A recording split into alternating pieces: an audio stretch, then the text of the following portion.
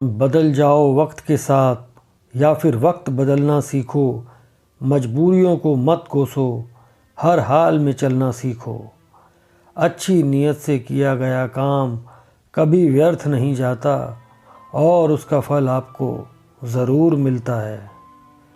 सही कर्म वह नहीं है जिसके परिणाम हमेशा सही हों, अपितु सही कर्म वह है जिसका उद्देश्य कभी गलत ना हो।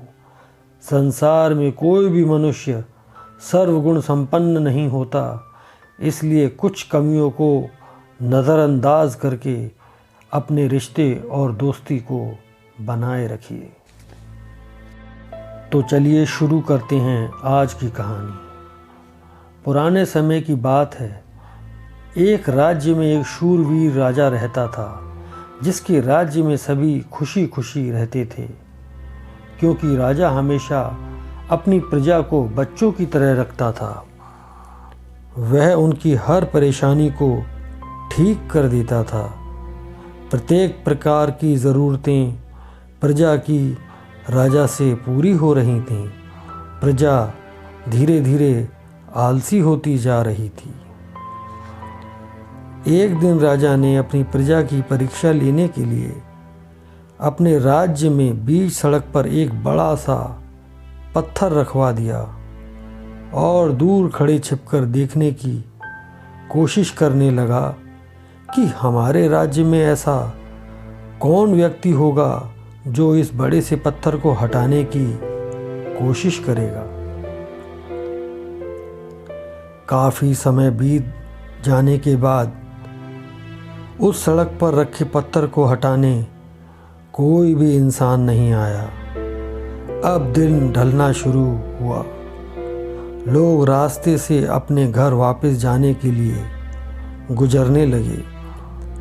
सभी लोग रास्ते में रखे पत्थर को देखते और उससे बचकर साइड से गुजर जाते, लेकिन कोई भी इंसान उस पत्थर को हटाने के लिए मेहनत नहीं करना चाहता था।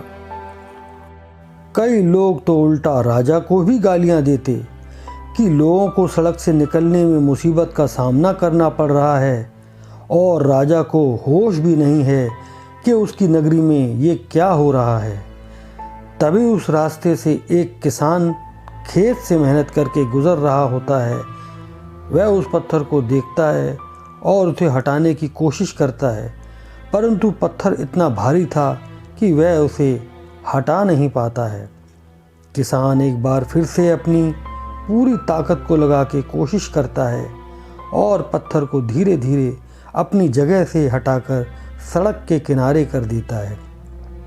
वापस आकर जब वह किसान उस जगह को देखता है तो वहाँ एक बड़ा सा गड्ढा हो गया था जहाँ पत्थर रखा हुआ था।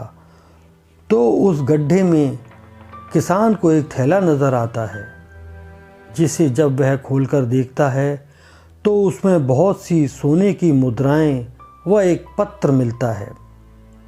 वह पत्र राजा द्वारा लिखा गया था। उस पत्र में लिखा था, मैं आपकी परीक्षा लेना चाहता था और देखना चाहता था कि कौन इस मुसीबत के पत्थर को हटाकर सफलता के पार पहुंचता है। आगे राजा लिखता है कि तुम मेरी इस परीक्षा में सफल हो गए हो और उपहार स्वरूप ये सारी की सारी स्वर्ण मुद्राएं अब तुम्हारी हैं। तुम इन्हें रख सकते हो। ये सब पढ़कर किसान की आंखें भर आईं और वो अपना सर ऊपर करके भगवान का शुक्रिया करते नहीं थका। मॉरल ऑफ द स्टोरी दोस्तों ये है, कहानी हमें बहुत कुछ सिखाती है कि आपकी हमारी ज़िंदगी में भी सफलता बस किसी पत्थर के समान मुसीबत के दूसरी ओर है। यदि आप भी इस पत्थर रूपी मुसीबत को पार कर सकते हैं तो सफलता ज़रूर प्राप्त करेंगे। याद रखिए, हमारी ज़िंदगी में भी राजा भगवान हैं जो हमारी परीक्षा ले रहे हैं और जीवन की परेशानियां उस पत्थर के समान हैं जिसके हटने के बाद हमें सफलता प्राप्त होती है। तो पत्थर को हटाने की कोशिश करिए, न कि मेहनत से बचाव कर पत्थर से बाजू निकलने की। यदि आप भी अपनी ज़िंदगी में इस पत्थर को हटाने की कोशिश कर रहे हैं तो करते रहिए, निरंतर करते रहिए। और यदि कोशिश नहीं कर रहे हैं तो करना शुरू कर दीजिए। एक न एक दिन आपको सफलता अवश्य ही प्राप्त होगी। दोस्तों, मैं आशा करता हूँ कि आप लोगों को ये मोटिवेशनल कहानी पसंद आई होगी। अगर कहानी अच्छी लगी तो इसे लाइक और शेयर कर देना और चैनल को भी सब्सक्राइब कर देना। आपका बहुत बहुत धन्यवाद। Thank you.